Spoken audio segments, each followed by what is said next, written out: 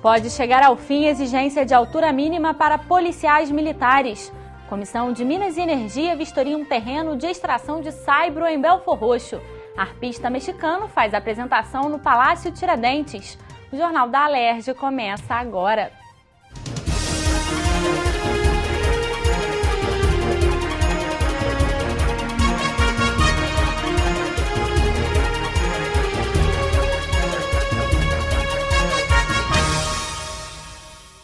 Um projeto aprovado pelo plenário nesta quinta-feira acaba com a exigência de altura mínima para ingresso na Polícia Militar. O texto ainda precisa passar mais uma vez por votação no plenário antes de se tornar lei. Confira os projetos analisados pelo plenário.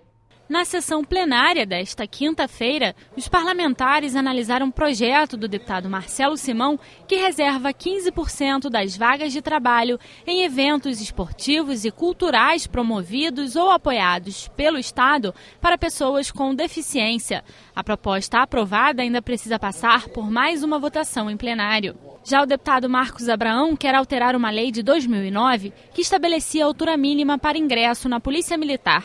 Com as mudanças aprovadas pelo plenário, homens e mulheres de qualquer altura poderão prestar concurso para a PM. O projeto aprovado volta a ser discutido em plenário.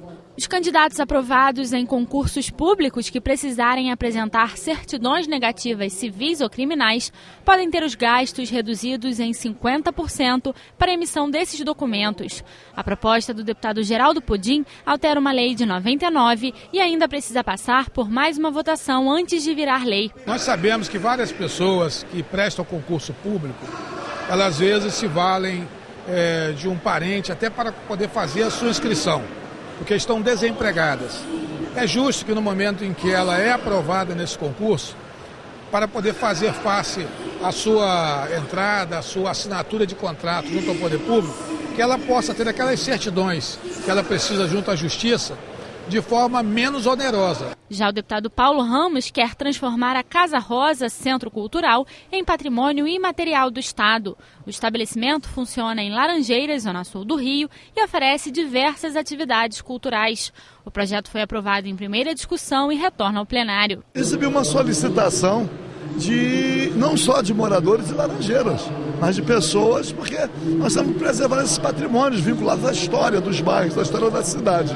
Então aprovamos em primeira votação, acredito que rapidamente voltará para ser transformado em lei e possamos transformar em patrimônio do nosso estado a Casa Rosa, na Rua Alice. O deputado Fábio Silva quer garantir às igrejas e templos religiosos prioridade na tramitação de processos judiciais ou procedimentos administrativos. O projeto recebeu 3 emendas e retornou às comissões. Problemas respiratórios, falta de reflorestamento, possível sonegação fiscal e ausência de responsável técnico. Essas foram algumas das constatações feitas pela Comissão de Minas e Energia da Alerj durante vistoria em um terreno de extração de saibro no município de Belfor Roxo, na Baixada Fluminense.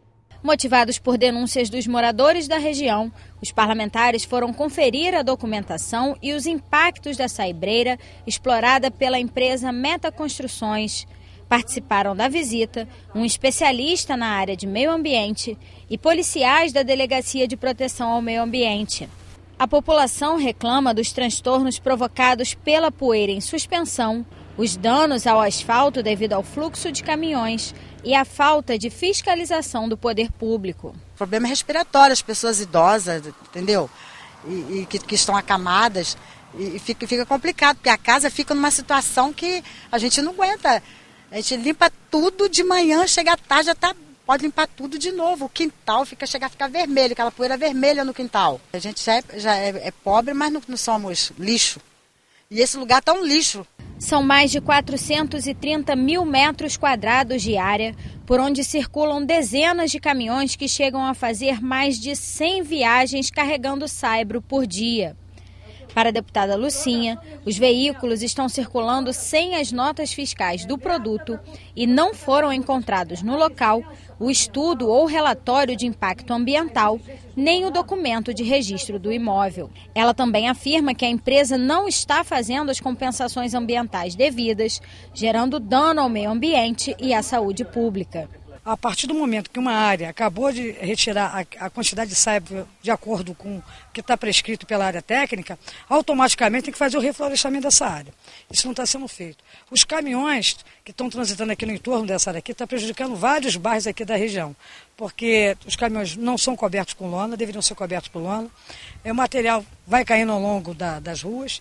E temos também uma questão que eu acho que é complicadíssima do ponto de vista da saúde pública.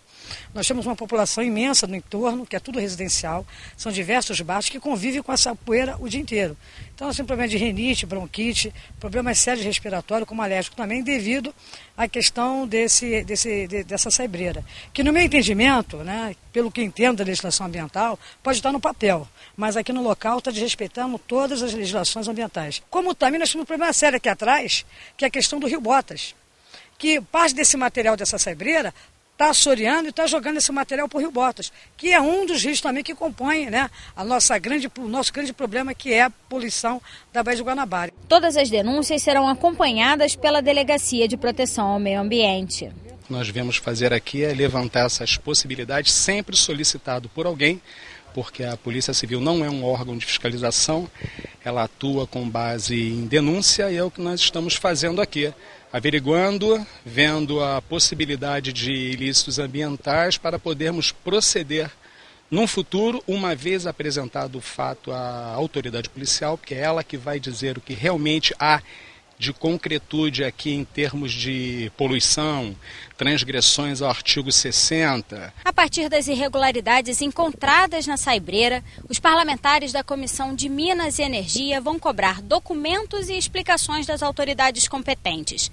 Em último caso, o local pode ser lacrado e as atividades interrompidas. Vamos ter que convocar o dono da empresa, o secretário do Meio Ambiente aqui da cidade de Belfor Roxo, que autorizou tudo isso, a ex-presidente do INEA, Marilena, que também deu a licença, convocar o engenheiro responsável, os técnicos responsáveis. Vamos apurar. Hoje tivemos aqui também a presença da polícia especializada, que está ajudando também nessa investigação. E, na verdade, a gente tem que dar uma resposta, porque a população aqui está sofrendo com a questão da poeira em suas casas. Já tivemos aqui o caso de óbito, que pessoas com problema respiratório acabaram vindo a falecer, acabaram vindo a óbito. As estradas estão sendo totalmente destruídas, a desvalorização de quem comprou aqui os seus imóveis, porque hoje não consegue morar e nem consegue vender. Então nós temos que tomar realmente uma atitude bem relevante, porque o caso é grave, né, e a gente não pode permitir que isso continue da forma que está. As condições hidrológicas e de armazenamento dos reservatórios da bacia do Rio Paraíba do Sul foram apresentadas por um representante do Operador Nacional do Sistema Elétrico nesta quinta-feira à Comissão Parlamentar de Inquérito, que investiga a crise hídrica que afeta o Estado e a transposição do Rio Paraíba do Sul. O gerente de Recursos Hídricos e Meteorológicos do Operador Nacional do Sistema Elétrico informou que no dia 27 de maio, o volume útil do reservatório do Paraíba do Sul era de 363 hectômetros cúbicos, o que equivale a 17,50% do volume útil. Na mesma data, no ano passado, esse armazenamento era de 34,3%. Diante dessa crise, a Agência Nacional de Águas vem reduzindo as vazões mínimas nos reservatórios da Bacia do Paraíba do Sul. Em Paraibuna, São Paulo, a descarga mínima rio abaixo passou de 30 metros cúbicos por segundo para 25 metros cúbicos por segundo. Em Santa Branca, de 40 metros cúbicos por segundo para 30 metros cúbicos por segundo. Em Funil, de 80 metros cúbicos por segundo para 70 metros cúbicos por segundo. O armazenamento de água nesses reservatórios também foi apresentado. Paraibuna está com 6,38% de água, seguido do reservatório de Santa Branca, com 7,31%. Jaguari, com 24,77% e Funil, com 62,41%. O presidente da comissão, deputado Luiz Paulo, disse que as informações trazidas pelo representante da ONS serão boas para o relatório da CPI. O parlamentar informou ainda que vai convidar a empresa Furnas para uma audiência. Nós queríamos informação do Operador Nacional do Sistema de como ia ficar também sob o ponto de vista da geração de energia, né? Apesar da prioridade absoluta, se tiver que parar de gerar energia e fornecer água para o consumidor, é fornecer água para o consumidor, porque essa é a questão central em relação à energia. E verificamos aqui que este sistema de Santa Cecília representa somente 3% de todo o sistema elétrico brasileiro. Quer dizer, não é uma oferta de grande peso, né? Isto quer dizer o seguinte: se numa crise das crises não se parar de se gerar energia em favor do consumo da água, o sistema brasileiro não ficará fortemente abalado. Foi uma vinda importante e hoje também aprovamos chamar aqui um dos operadores elétricos no nosso estado, que é Furnas, que opera funil, opera a represa também de Sapucaia, né? Aqui no município de Sapucaia, no estado do Rio de Janeiro. O uso do crack já atinge as mais variadas idades e classes sociais e está presente em todas as regiões do estado, inclusive nas áreas rurais. A afirmação é do representante da Delegacia de Combate ao Uso de Drogas, ouvido pela CPI do crack na Alerj.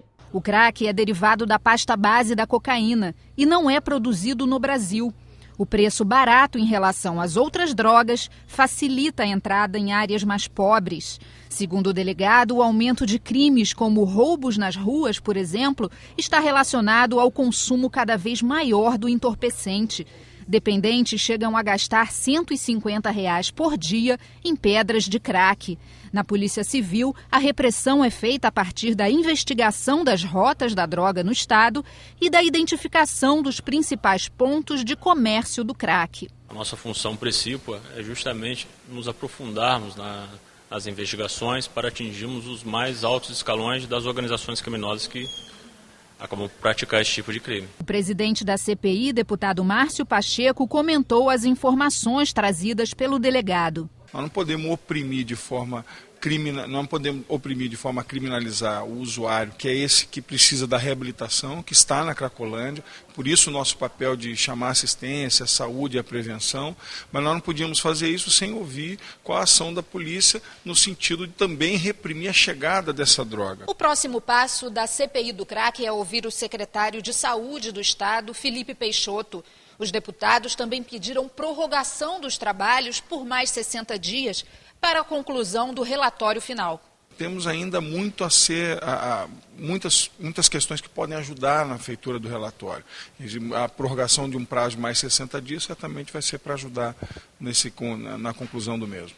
Um relatório que aponta as causas e consequências da mortalidade materna no estado foi apresentado em audiência pública da Comissão de Defesa dos Direitos da Mulher. Foi identificado que as mulheres que mais morrem em decorrência de problemas na gestação e no parto são negras e com idade maior que 35 anos ou menor que 15. Os dados foram apresentados pelo Comitê Estadual de Prevenção e Controle da Mortalidade Materna e Perinatal do Rio, que investigou as causas de quase 90% dos óbitos maternos no estado.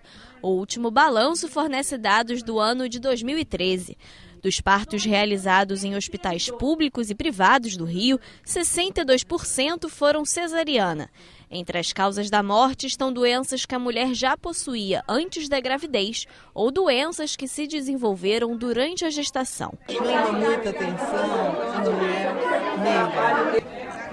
Aquelas causas assim, mais frequentes, aquelas que desenvolvem hipertensão na gravidez, as que têm hemorragia, as que têm infecções. E hoje a gente está tendo também uma informação mais apurada das mulheres que têm patologias anteriores, cardiopatas, mulheres que têm câncer, mulheres que têm diabetes já, mulheres com patologias que engravidam e morrem. Todos esses óbitos, a medicina tem recursos para prevenir esses óbitos, para evitar que essas mulheres morram. Também foram divulgados dados do município do Rio. Só este ano, 28 mulheres morreram por complicações na gestação. Para evitar essas mortes, estão sendo elaborados programas de apoio à família e capacitação de funcionários nos hospitais da rede municipal. A Secretaria vem trabalhando ao longo dos últimos anos em ampliação da estratégia de saúde da família, qualificação de equipes com capacitação diferenciada para enfermeiros e médicos, portas de entrada, onde a gente teve a alocação de profissionais treinados especificamente para a classificação de risco, trabalhando na ótica da humanização. Estamos trabalhando dentro das maternidades com a questão do parto humanizado, a redução das taxas de cesárea, que no município já são mais baixas que em relação ao estado, em relação à média do país. Durante a audiência também foram debatidos casos de violência obstétrica sofrida por mulheres na hora do parto. Entre as reclamações está o não cumprimento da lei federal, que garante o direito de acompanhantes nos hospitais. A deputada enfermeira Regiane, presidente da comissão, pretende elaborar projetos de lei baseados nos temas que foram discutidos, além de realizar visitas em hospitais. Nós acompanhamos aqui, nós deliberamos aqui, que a comissão faça mais visitas às maternidades e que atue para que as maternidades não fechem. Como foi denunciado aqui, vários hospitais e casas de saúde onde a mulher tinha bebê, casa de saúde e maternidade, e que foram fechadas, mais de 10 na Baixada Fluminense. Então nós deliberamos que a comissão vai atuar juntamente com os comitês de mortalidade, fazendo essas visitas. Outra coisa que foi deliberada, que nós possamos trabalhar com as comissões de mulheres das câmaras legislativas. Isso a gente vai fazer. Enfim, foram várias deliberações e que nós já nos comprometemos, as deputadas que estavam aqui presentes, a aprofundar um pouco mais a discussão, ver as condições que a gente tem para poder atuar. A Comissão de Esportes vai convocar o comandante-geral da Polícia Militar para uma audiência pública. O objetivo do encontro é discutir o futuro de um projeto que promove aulas de atletismo para crianças e adolescentes de baixa renda. Nesta quinta-feira, o professor do Instituto Ideal Brasil foi ouvido pelos deputados. Há 20 anos, o Instituto é responsável pela educação esportiva de crianças e adolescentes no Complexo Desportivo da PM, em Jardim Sulacap, na Zona Oeste. Cerca de 6 mil alunos já treinaram atletismo no Instituto, que formou mais de 30 medalhistas em competições nacionais e internacionais. Agora, 250 adolescentes frequentam as aulas, mas este ano a equipe recebeu ordem para deixar o local. Nós temos jovens que começaram nas escolinhas básicas e hoje representam o estado e o país.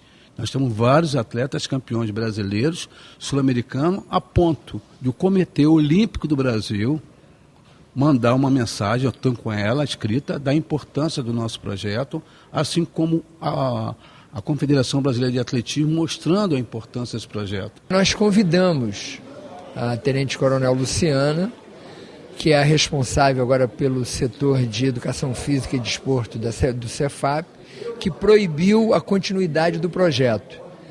E, infelizmente, ela não compareceu e agora nós somos obrigados a convocar o comandante-geral para que a gente possa dialogar, discutir, saber o porquê, depois de 20 anos ali funcionando o projeto, esse projeto parar.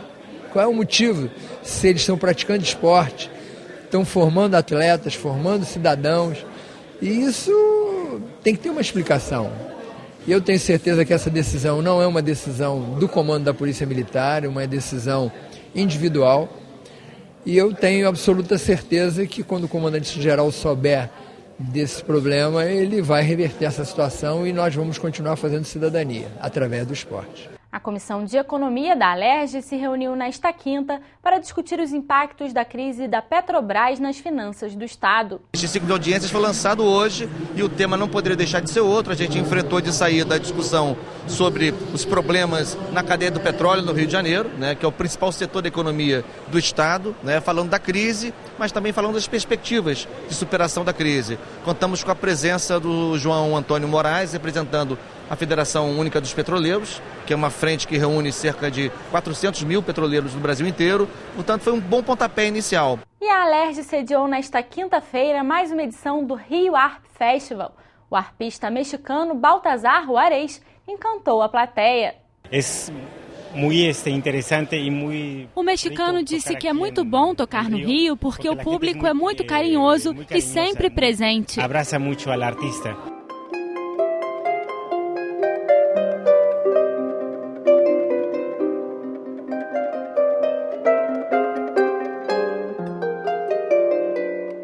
O Jornal da Alerj fica por aqui. Você pode acompanhar a nossa programação também pelo site e pelas redes sociais. TV Alerj, o canal do povo fluminense.